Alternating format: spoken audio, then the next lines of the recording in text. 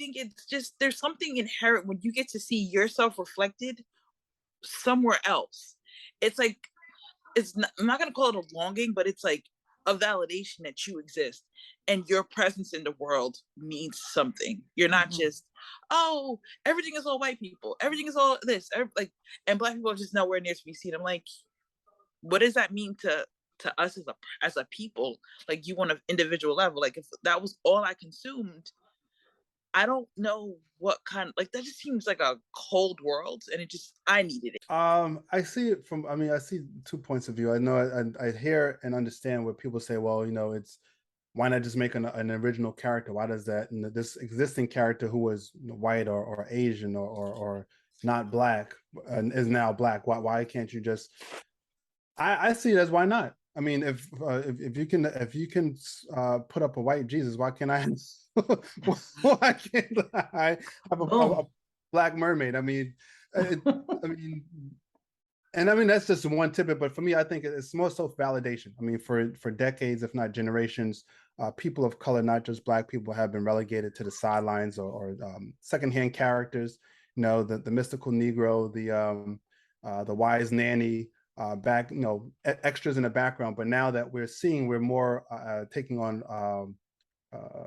prominent roles, primary characters, whether heroes or villains, it's refreshing to see. If you wanna see good news, you don't see on regular TV. From another perspective, something relative to your needs. And we gonna have deep subjects, and we gonna turn the lens. And there's no topic we won't skip. So please don't miss weekly. Tune in to weekly to check in. Weekly check in. Weekly check in. Weekly check in. Tune in to weekly. Tune in. Check in. Weekly check in. Greetings, what up, wherever you are in the universe. My name is Kaia Niambi Shivers, and welcome to Weekly Check-In. Weekly Check-In is when Arc Republic looks at news and stories and features that doesn't necessarily get the mainstream press that it gets. However, we feel it's very necessary to cover them. And tonight, or today, wherever you are in the universe, we are speaking with Kay and Hanif Salam of Otaku Noir. And they came across Arc Republic's channels several months ago when they began to submit their newsletter. And their newsletter is talking about all things or their things in blerd culture, BLERD culture. And so I have been thinking about the Blerds. And so it's really good that y'all reached out to us. And so let's have this conversation. First of all, how you feeling? How you feeling today? I'm doing well, thank you. How about yourself? Okay, I'm okay. I'm doing good. The weather has been a little funky, but with the good, you learn to appreciate the good. With the bad weather, you'll learn to appreciate the good weather. Thank you for asking. So, some number of years ago, the term blerd came across the channels, and I think I remember it distinctly. I think it was like Melissa Harris Perry was talking about it when she had that show. And and then all of these different, to me, iterations or expressions of what blerd culture is. So the first thing I want you to first tell me about Otaku Noir and why it was founded. And okay. Oh well, you know how this works. Yeah, I do a lot of talking, so therefore you may hear me a lot more. But I can only take very little credit to the creation of Otaku Noir. That was actually the brainchild of Kay, the co-founder, my friend. She had the idea for it because during the pandemic, this COVID pandemic, a lot of conventions, a lot of events were being postponed or canceled, and we really enjoyed going to them for the past decade or so or more. Yeah. That just be able to see up and coming new artists that are established, different creators of color. We weren't able to get any face-to-face time, be able to see what works they're working on. So we thought, took it amongst ourselves to create our own mystery box, create our own business where we provide subscribers with a Comic-Con-like experience where all the content is made by creators of color. That's super dope. You know, when I was an entertainment journalist in the 90s, there was a brother from New York who created an anime comic book and was really trying to break heavily into the anime scene. And this is like 98. And I don't know if he ever did, but you know, part of the issue that he had was there was this understanding that Black people really didn't fit into certain facets of what was considered sci-fi and fantasy. So I wanted to start that conversation. And there's also this discourse that goes on, even the academy, in terms of what do Black people look like in the future and the futuristic, you know, Black folk. It's like, I always have to laugh before because I have to diffuse the anger, you know, when I am answering the question. But I think this is a really great segue to ask, what is blerd culture and what is your understanding of how it blossoms or blossomed? For me, blerd culture is literally just anything where Black people like science fiction, fantasy, like where we like everything that's not considered the norm, which is stupid because that's a dumb thing. Because it like pop culture is science fiction, pop culture is comic books, like pop culture has changed. So it's blerd culture at this point is literally just mainstream culture. And I think we just have a term because, well, for now we have a term because before it wasn't seen as the in thing, which again, super stupid because we're all, to age myself, we're born in the 80s, grown up in the 90s. There was nothing but science fiction, fantasy, all that was on TV. We grew up in comic book world, like cartoons, everything. So it's just blerd culture is just, I hate Black nerds because it's not nerdy. Because nerdy makes it seem like, oh, only certain people like it, but it literally is now the main culture. Well, I think I'm sorry. Go ahead. No, go ahead. I was going to say that the piggyback off of what Kay says, I think before we got the term blerd, I think we were still just may have seen ourselves as nerds because of the things that we enjoyed wasn't at the time mainstream. But now that every movie that comes out in the theaters is a Marvel comic book movie or a TV show, a Star Wars thing on Disney Plus kind of thing, that is now, like I said, the nerdum has become mainstream. So, you know, and Black people as we are, we're always creative. We always come up with, you know, cool sayings and terms and monikers and things like that. So it's only natural that we progress from nerd to blerd. You know, just Black plus nerd at the time. But no, I think we still, whoever calls themselves a blerd is still wears it as a badge of honor. I don't think it as a negative thing. Like I think recently this year, I think a non-person of color had tried to coin the term night skin to try to describe people of color, and normal night skin. Yeah, trying to talk about people's Blackness in fantasy world. So as a negative term, but as you know, at traditional Black fashion, we take something that's negative and we spin it in our own fashion. So it was trending on social media, just the term night skin, and it was cartoons, and people started making entire fantasy worlds involving, you know, legions of night skin and the night skin warriors and things like that. So it sounds cool. Right. You know, it's a better N word to use than something else, but I'm not smiling. I didn't take that well. I don't know about all that. Yeah. But you know what? I mean, this is, for me, my interpretation of what happened, I would say, in the 90s when the corporations really began to commodify and commercialize what they thought was quote unquote Black culture, which got reduced down to a certain genre of hip hop, in my opinion.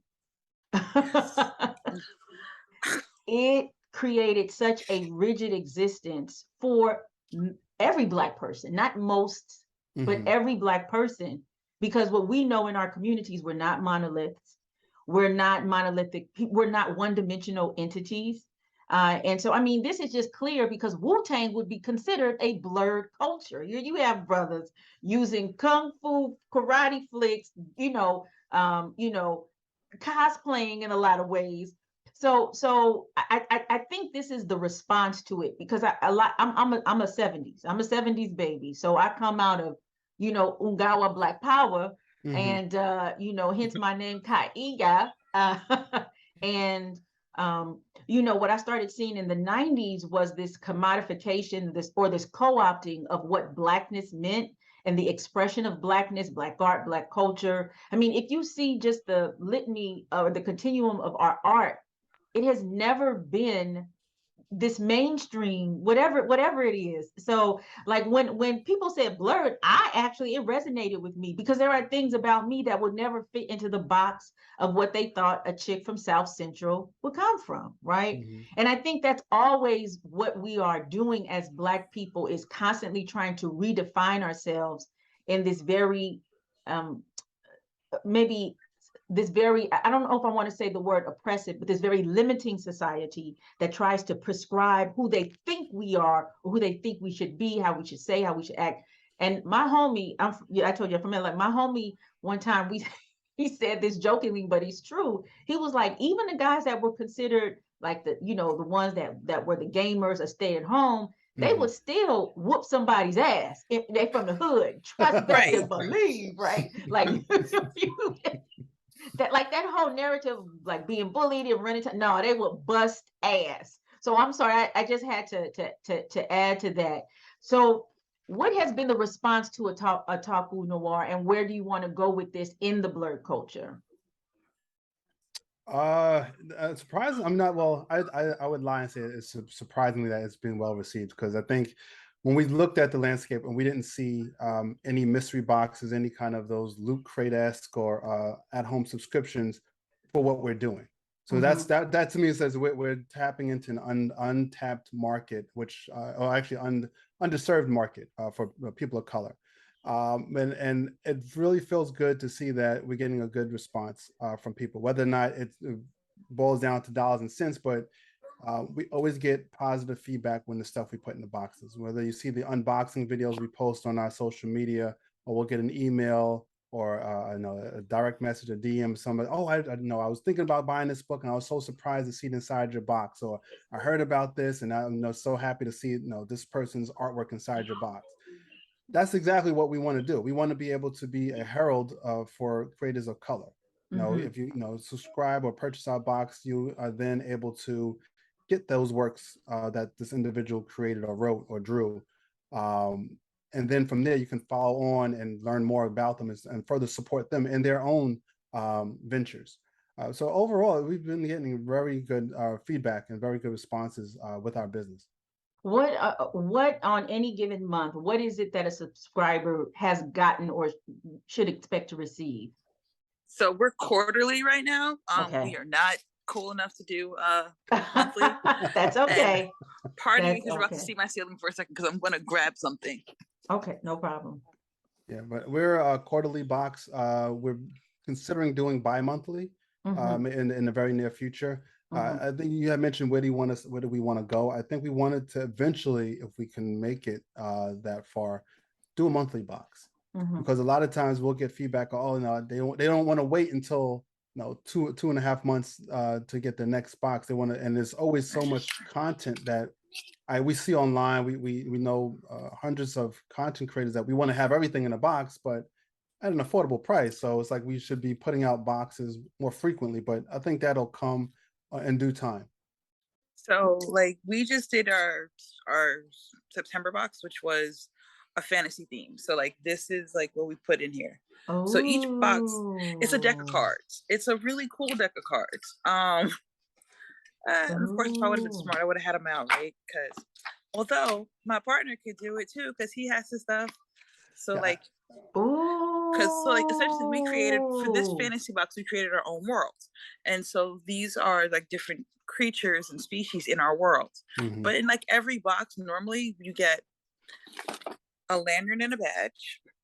This is our badge and a lantern, because essentially it's like if you go to which starts tomorrow, like for us, New York Comic Con, you go to New York Comic Con and the first thing you do is what do you get? Your badge and your lantern. It lets you know, hey, I'm here, I'm at the convention, I am good. Then like you'll like walk down what I do because I'm selfish. And that's partially why we have this box, because I'm selfish. And I was going through withdrawals. I'll look up art. So like I'll find like all of the Black artists first. Like that is what I do every, like the first day of every convention. I hit up all the aisles and I look up for all the Black artists and I find their stuff. So I'll grab like, you'll get Black art in the box. Then you'll get maybe not maybe, you'll get a comic book. You'll also get, well, in this case we got a comic book, this one, and we had like an actual young adult novel. Thank you, words not working. Told you. So like it's all the things like we would want. I'm loving it. I'm loving it. The great part was I was so about to buy this book and I was like, wait, we're gonna put this in the box. Why am I buying it? Because I'm gonna get it this way. Because I'm selfish. Again, I do this because I'm not just the person that's doing this, but I'm also buying it as well because I'm me. So no, and I want to say this. You said the first thing that you do is you look for all the Black people. A lot of, not, I can't say all, because I don't know about, we're gonna kick Kanye and Candace out of this one. But when I go to places, I look for Black folk. I look for Black folk because I want to see me, right? Yes. And especially in places, we said this, where it's not a lot of us that are in representation. I don't know if it's in our DNA to like find some folk just in case some ish go down. Where you at? Right. Like I need to know that I'm so. Yeah. And I think there's just culturally, there's a thing that we do as well. It's like, I see you, right? And that's so important to be visible. And when you're selling stuff or you're in there, you also want to see how, somebody who represents your community responds to your product too. And it's always just good to support. So I totally understand. Okay. It is not selfish. I think it is survival, maybe cultural survival. Yeah. I'll take that. I won't say I'm selfish anymore. I say I do cultural survival. Thank you. Yes, cultural survival. I like that. Yes, from this point forward. It's blurred out. So how do you get how does the process work? Because I work with Black Farmers Index, and we have this once a year. I don't know how y'all do it 4 times a year, but we have one holiday food gift box. What's the selection process? What do you look for in the box to go inside of the box? What you said?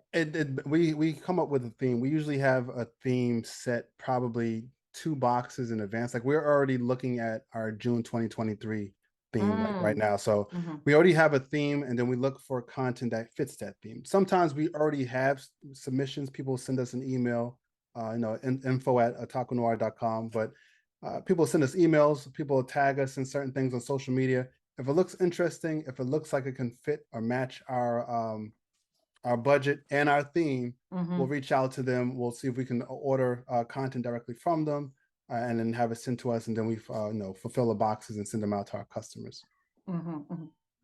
Okay, and so I want to get more into the culture aspect and what it looks like. What are some things that blerd culture does that the mainstream nerd culture does not? Like, what are some markers of I am definitely in the blerd space? I mean, we have a little bit more swag with our nerd.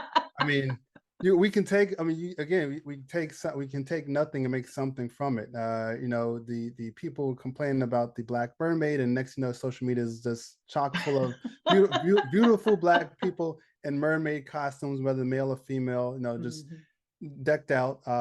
You have there's another guy who we follow on social media. He did a He-Man, a Black He-Man with the afro and stuff like that. What? I'm sorry. Go ahead. No. And then for that to be solidified in the fact that when they did the He-Man cartoon, that one of the previous people that wielded the power was a Black dude with not quite the same fro, but I was like, see, y'all are paying attention to us. So I mean, the culture is ever expanding. I mean, we everything that's probably relevant in pop culture now stems from a point of nerd culture somewhere. So us again tapping into that, you see so many iterations, so many variations of that. So they'll take a spin on you'll have a Black Batman, or you'll have characters who are traditionally not people of color, they are now persons of color in their own cosplay or their own makeup and creations, and they sometimes put a spin on it. And I mean, I for one, personally enjoy seeing that, and I think that's what blerdom is really about, just being able to express your own fandom for particular content. What is the importance for what is the necessity of a Black representation of mainstream characters that may not have historically been presented as such, in your opinion? For me, it's seeing that part of me. Like, it for me, it all goes back to what would I have loved to have seen as a kid? Like, I would have loved to have, like, maybe not that version of Storm, but I would have loved to have seen Storm on the big screen as a kid. I would have been like, yes, there's nothing that I can't do. Or like to see the Black Mermaid, that would have been amazing. Although she was one in the cartoon, in their additional cartoon, so people could shush about that. It wasn't Ariel, but whatever. But I also I know how the real story ended. So, but I think it's just there's something inherent when you get to see yourself reflected somewhere else. It's like I'm not gonna call it a longing, but it's like a validation that you exist and your presence in the world means something. You're not just, oh, everything is all white people, everything is all this, like, and Black people are just nowhere near to be seen. I'm like, what does that mean to us as a people? Like, you want an individual level. Like, if that was all I consumed, I don't know what kind, like, that just seems like a cold world, and I needed it. That's okay. Me again. I'm selfish. No, I'm not selfish. Cultural survival. That's what it is. This is all about cultural survival. Yeah. Sorry. What about you, Brother Hanif? No. What about you? Like, what is the necessity for the Black representation or the spin that you're talking about on these characters? I see it from. I mean, I see 2 points of view. I know I hear and understand where people say, well, it's. Why not just make an original character? Why does that, this existing character who was white or Asian or not Black and is now Black? Why can't you just? I see it as, why not? I mean, if you can put up a white Jesus, why can't I? Why can't I have a Black mermaid? I mean, and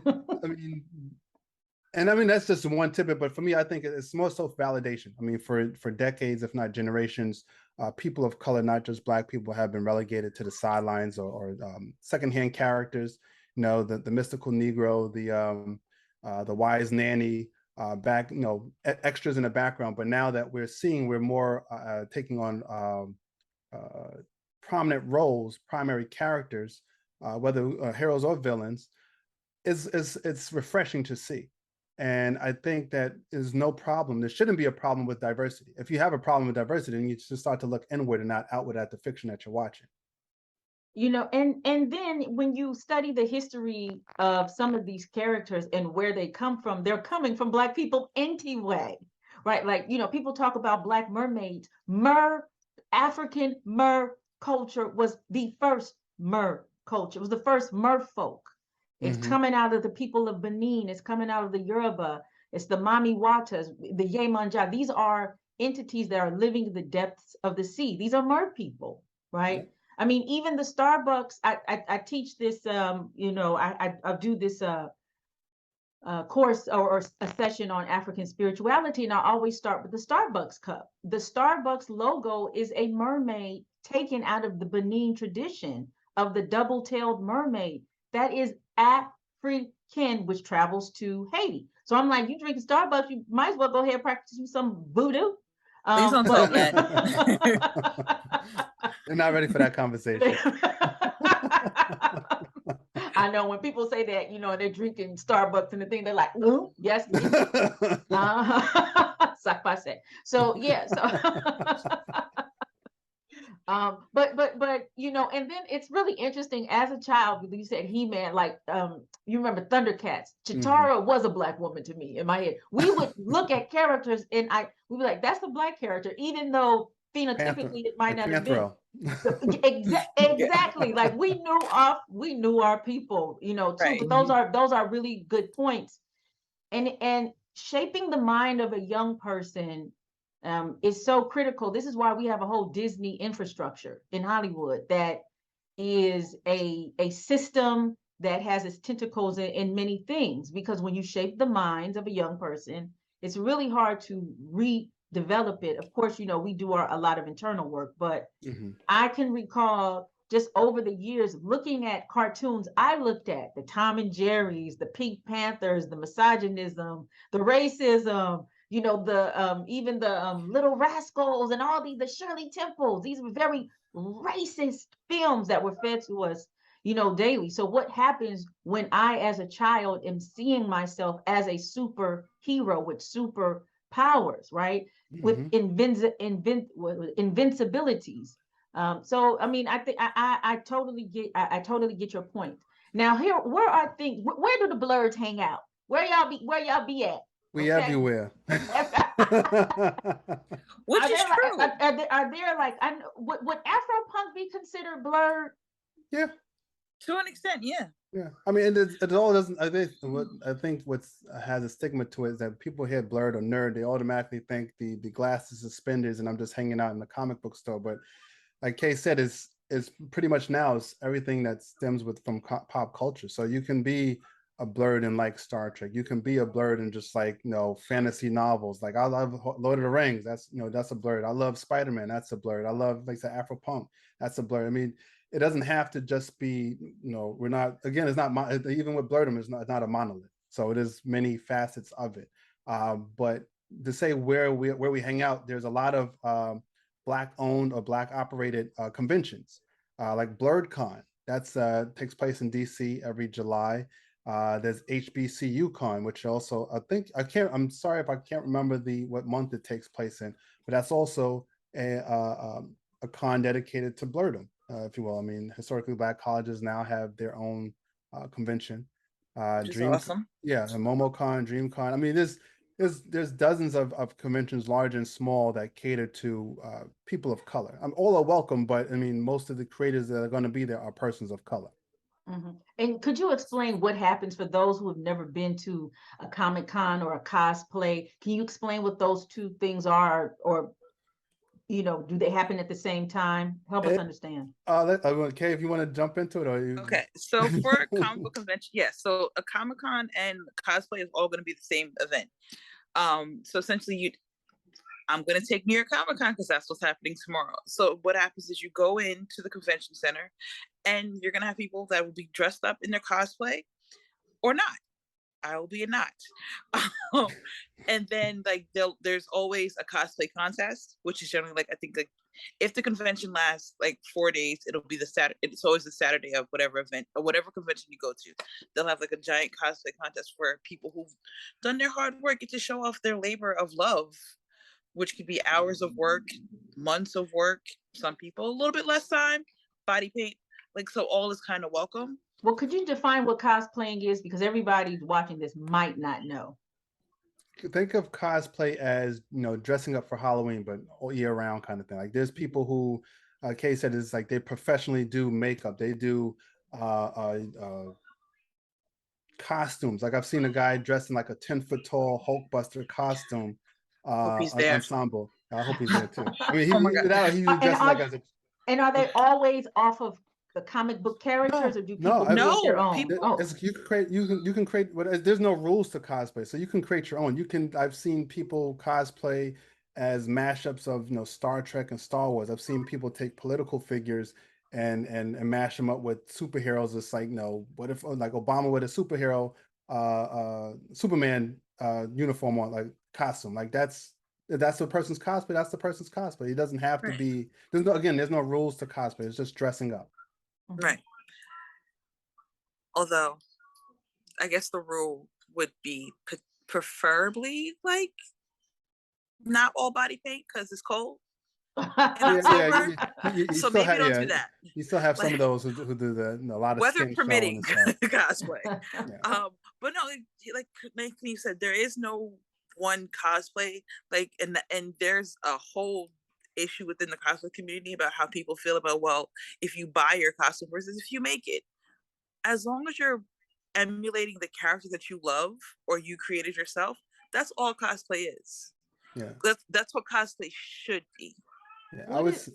Oh, go ahead. Go ahead. No, I'm listening. No, I was gonna say, and just to circle back to just like, first time at a convention and a cosplay, I would say going to a convention of such magnitude like New York Comic Con or San Diego Comic Con, which are the two biggest in the United States, it's almost as if it's probably the living embodiment of like walking into the internet. Like you see so many people from so many walks of life, everyone's doing something different, everyone's wearing something different, and you just kind of just like sensory overload. Like you're seeing so much. You see little kids dressed as superheroes. You've seen people with their service animals coming in, and the dog's got a little cape on and like a Superman costume. Or you got people older than ourselves dressed up as superheroes or Which is the characters. best. And I mean, Which again, is absolutely the best. Like we've- seeing older people, seeing people in their 50s, 60s, 70s in cosplay.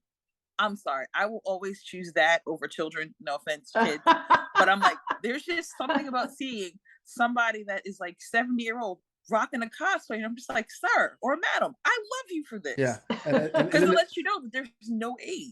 Yeah, and Sorry. again, it's like, and it doesn't have to again line up with comic books.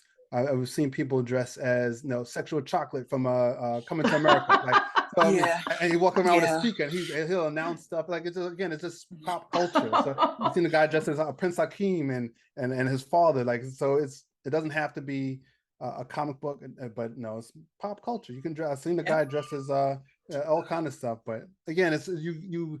It's almost as if you get invited to a Halloween party and it's just everyone and there's no theme. You just wear whatever you want, from a Kool-Aid Man to Ronald McDonald to a Spider-Man to Green Lantern, whatever you want to put on or mix up. You're more than welcome to do it. There's no rules there. At a time where there's a lot of conflict in the world, we still have the remnants of the Panera bread going on, and panda.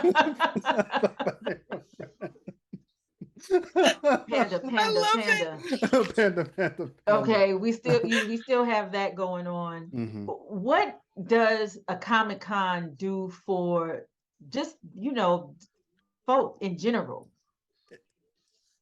It's a vacation from reality. I mean, while this is going to be the first 100% open New York Comic Con since the pandemic. They had one last year, but it wasn't the full size of the Jacob Javits Center here in New York City. But at the same time that the Panera bread or pandemic is going on, I think you still have to be mindful. I mean, right, and we'll call it for the rest of this podcast. We're going to call it Panera bread, but yes, you still want to wear a mask and still take the same necessary precautions, but it's not a requirement. Last year, they wanted to make sure people either vaccinated and/or wore masks. This year, I think they're just asking people to wear a mask on indoors, and that's, I think, honestly, that should have been something that's been in place from before the pandemic, because was real. You're in a convention hall with literally thousands of people, almost shoulder to shoulder at sometimes, depending upon where you go, that you don't know if someone else has a cold or a cough and you get sick. Or takes a shower. Or wears deodorant. There has been no. Some of these con goers ain't the freshest of bodies, and we're gonna leave it at that. And all walks of life, unfortunately, haven't touched soap in a while, so it goes. I'm just saying to anybody that's a soap company, please, you guys need to make your money by having a booth at a convention, because samples or something. Sample of soap, sample of deodorant, sample of mouthwash, something. So that's what you will find at the Black Comic Con. Okay, it's called the Wash Your Ass section. Wash your ass section. Oh gosh, we might have to set up a booth. You have to set up a booth. Okay, shoot. Okay, this is. You made me smile. This has been some hard years. So this is the most I've laughed at in an interview, and this really makes me happy. I do need to go to one. I've never been. I've only seen pictures, and we've had reporters cover them. But Philly has one. Philly does have a con. I've been to the one in Philly.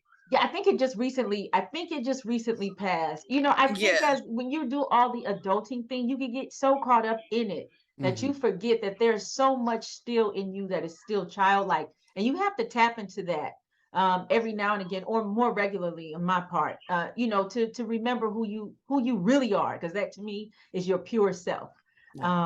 So I look forward. Hopefully, can we continue to have these conversations? Because I want to get into Wakanda. I want to get into.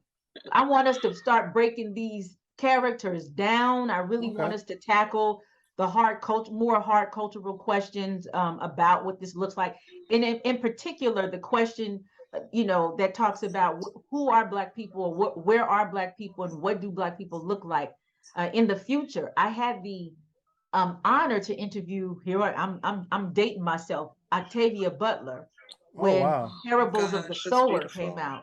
Yes. Yes, and I gladly say she hung up on me.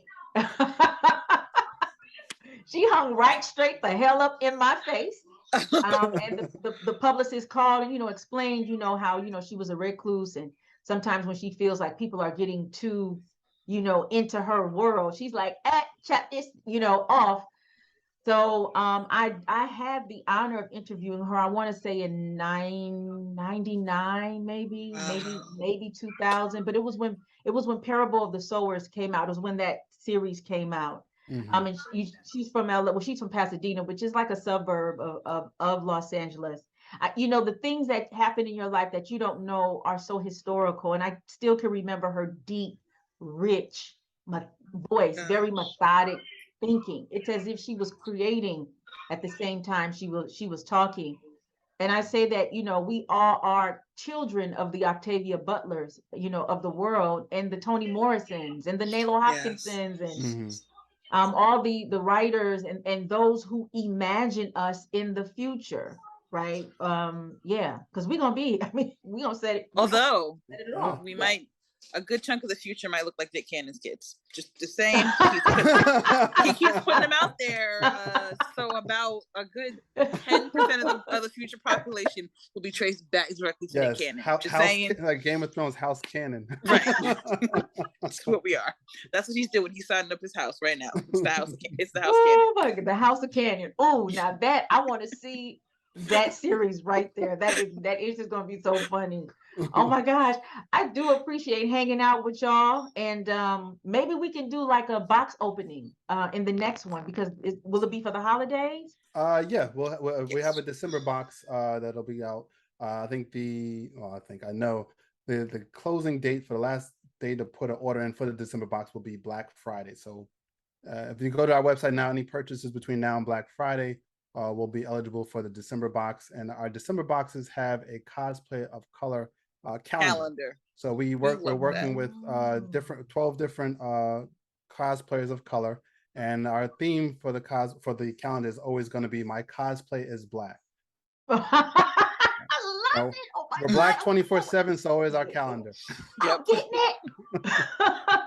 If you ask my husband, I have like about 3 million alter egos all day.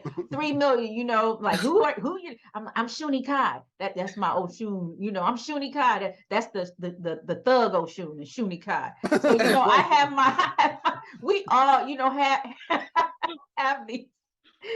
I'm so looking forward to it. I will definitely be purchasing it. I hope we have a box opening, and so we can revisit it. But please, anytime you want to come to Arc Republic, sit and chop it up, I am here for it. When does the Wakanda November 11/11. November 11th. Yeah. Maybe let's return back then, and let's talk about all these interesting maybe facets of it, or what makes it, or just and get more into the comic strip world. Yeah. Okay. Yeah, we'd enjoy that. Definitely. Okay, well, please enjoy Comic-Con. Be safe. Bring some, what do you call that, for underneath the nose? Yes. Oh my gosh. Some salts. Some what they call that? Smelling salts. Or as I'm from LA. My mom taught Spanish, so put some of that Biggs Baparu, that Vicks. Put some of that Vicks in there. You're gonna be all right. You're gonna be all right. Okay. We'll definitely be sharing our experience on social media as we go through Comic-Con tomorrow. Well, holla at us, mention us, and we're gonna retweet. We're gonna read whatever it is. Okay, definitely, yeah. Okay, all right. Enjoy. Thank you for having us.